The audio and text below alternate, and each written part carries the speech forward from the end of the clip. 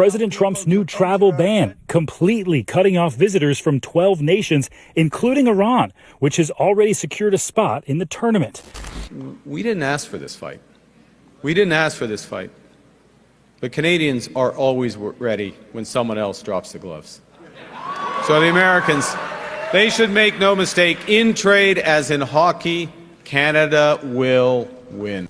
Less than 2 years before the World Cup kicks off, FIFA is preparing for a move that would have been unthinkable just months ago, stripping the United States of a chunk of its hosting rights and handing them to Canada and Mexico.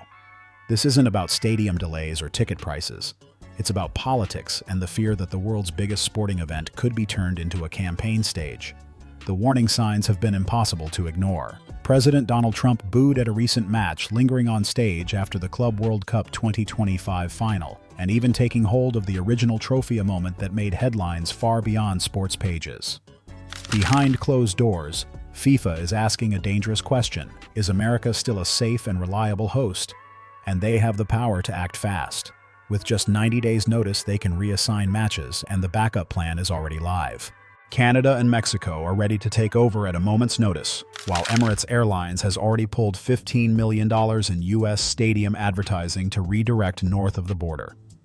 If you're interested in what's really happening behind the scenes of the global economy, make sure to like and subscribe so you don't miss what's coming next. And the cracks run deeper than politics.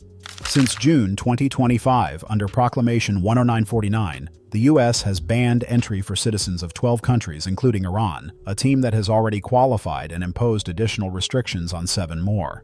There are no exemptions for fans, a direct violation of FIFA's requirement that every ticket holder must have access to the games they've paid for. For those still trying, the road is nearly impossible. Visa interview waits at some U.S. consulates have stretched to 300 days.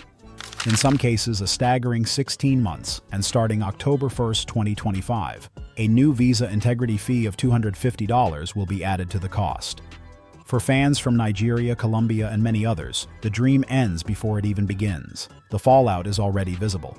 Entire Iranian supporter groups have scrapped their travel plans. Hotel bookings in Houston have been canceled en masse. FIFA now estimates that U.S. matchday revenues could plunge by as much as 20%. Empty seats in key fixtures are no longer a warning, they're becoming the most likely scenario. Still with us, that probably means this topic matters to you. A like and a quick subscribe goes a long way, and the most revealing part is still ahead. And as if the visa blockade wasn't enough, America's own trade policies are hammering its World Cup preparations. Record tariffs on steel, aluminum, and finished goods from Canada and Mexico have pushed material costs up by a punishing 20 to 30%. For construction crews trying to meet FIFA's strict deadlines, that means budgets blown open and schedules collapsing. Across multiple host cities, stadium upgrade projects are now running 4 to 6 months behind schedule. Seating expansions are stalled. Roof installations are on hold. Even basic electrical and display systems are waiting for shipments that have become too costly or too slow to clear customs. The ripple effect is brutal. Every delay triggers new costs, and every cost eventually lands on someone's desk. And that someone is rarely the policymakers who created the problem. Higher prices are being passed directly to fans and corporate sponsors, with ticket prices creeping up. Concession stands charging more for basic food, and souvenir merchandise carrying inflated price tags. For supporters who have already fought through visa obstacles, the message is clear. Even if you get here, you'll pay more for every single moment inside the stadium. Those rising costs aren't the only problem. The supply chain itself is breaking down. Critical materials like steel beams, stadium seating, and electronic scoreboards are being held up at the U.S.-Canada border, snarling construction schedules and forcing contractors to rework entire timelines. Each delay cascades into another, turning what should have been straightforward upgrades into logistical nightmares. North of the border, it's a completely different picture. Canada's supply chains are moving without friction, with materials arriving on time, installations completed ahead of schedule, and every project meeting FIFA's technical standards. The contrast hasn't gone unnoticed. With 13 matches already locked in for Toronto, and Vancouver, Canada is increasingly viewed inside FIFA as the anchor of stability for the tournament, ready to absorb more games if the US can't deliver. And where the games and the supply chains go, the money follows. Major sponsors are already shifting their weight away from the US. Emirates Airlines, Visa, and other global brands are cutting back their budgets for American venues and redirecting those funds to Canada and Mexico. where policies are stable and fans don't face the same visa roadblocks. The financial implications are massive. For Canada alone, FIFA projects that its share of matches could generate $3.8 billion in total economic value, with nearly $2 billion flowing directly into the country's GDP.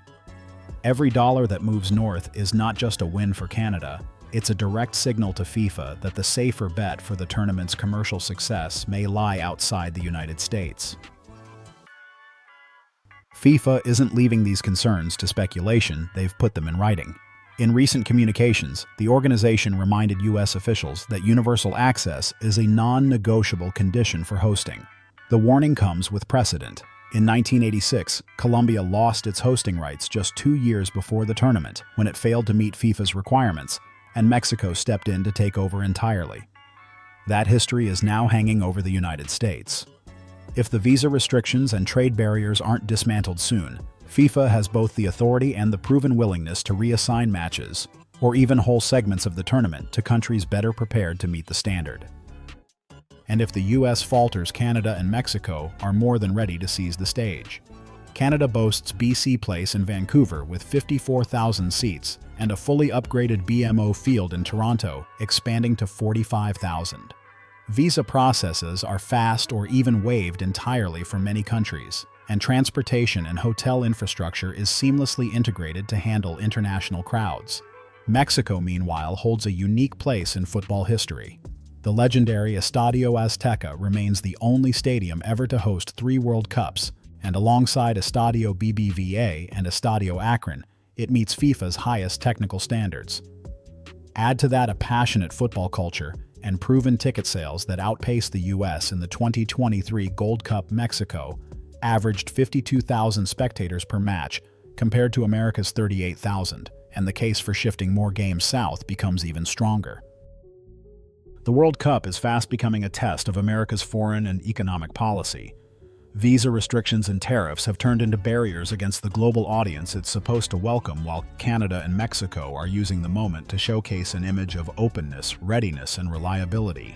The contrast is stark, one host building walls, the others rolling out the red carpet. So the question is unavoidable: will the United States cling to its walls of tariffs and visas, even if the cost is losing the World Cup and a blow to its global standing? Because this isn't just about sports, it's about reputation, economics, and the message a nation sends to the world. If the US steps back, Canada and Mexico won't just fill the empty stadium seats, they'll fill the void in leadership. And when the whistle blows in 2026, the real scoreboard may not be the one inside the stadium, but the one measuring global influence. Thanks for watching all the way through. If you've got thoughts or questions, drop them in the comments. And don't forget to like and subscribe, we've got more on the way.